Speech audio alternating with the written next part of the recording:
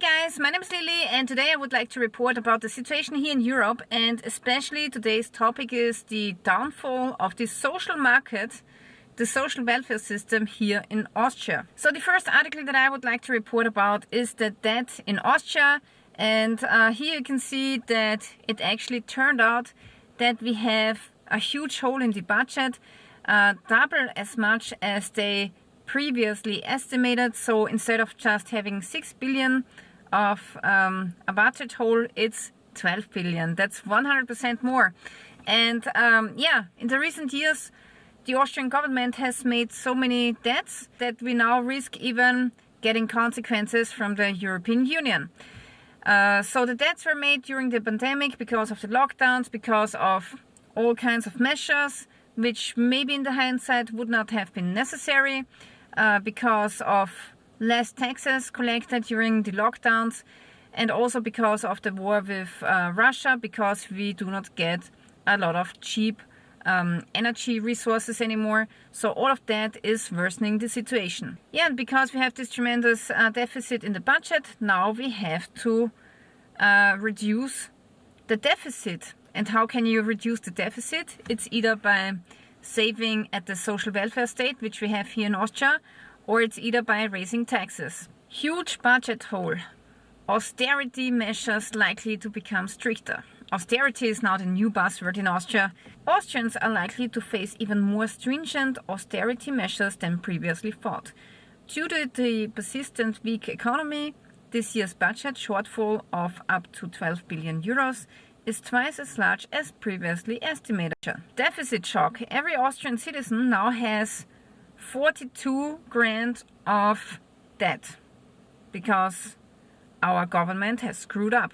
Yeah, and what's the consequence of austerity? Here's the first one. Reform is overdue, expensive pension system. Austria will soon have to work longer. So a lot of people have worked all of their lives. They have paid into the system 45 years. But now they are saying that people have to go into pension later and later and later.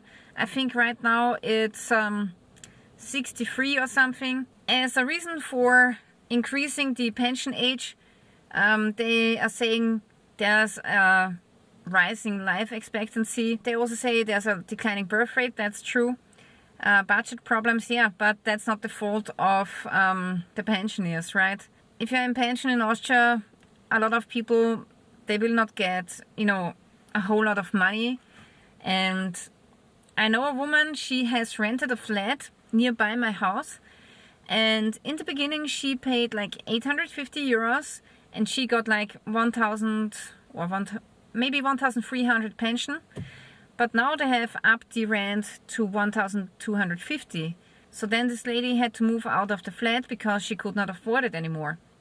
So it's not as if you're getting a whole lot of pension in Austria and now they want you to work even longer.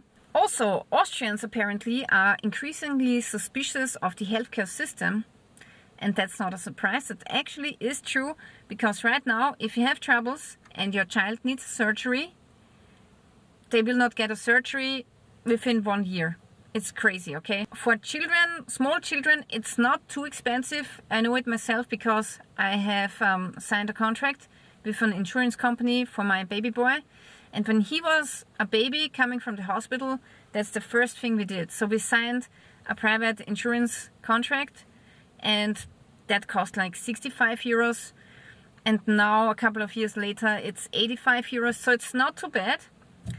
But as an adult, it's going to become really expensive. So if you have troubles with your health and you want to have health insurance for yourself, if you have pre-existing conditions, it's going to be hundreds of dollars or euros a month. And this is the reason why a lot of adults are not getting private insurances, because they cannot afford it right now. And another 1.5 million are at risk of poverty. The right-wing party is criticizing the government.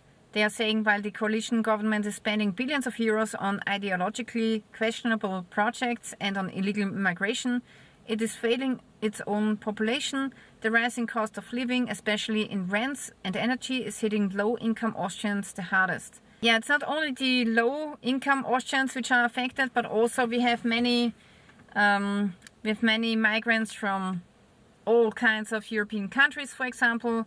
I know many people from other European countries who work here, who live here, who are great citizens, and they are also suffering from the policies right now.